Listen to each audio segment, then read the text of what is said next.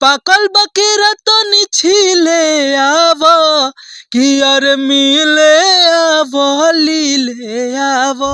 लीजिए, पहले ये गाते थे मिले आवो और लीले आवो, अब ये क्या गा रहे हैं आप लोग को वो भी सुनाते हैं। चलिए, जो अभी आपका गाना जो हिट कर रहा है उस गाना को सुनाइए दर्शकों। निक लागेला ये बोलमुआ निक लागेला मुसुकी मराला का निक लागेला है कोरावा का साला का निक लागेला। निक लागेला हो बोलमुआ निक लागेला।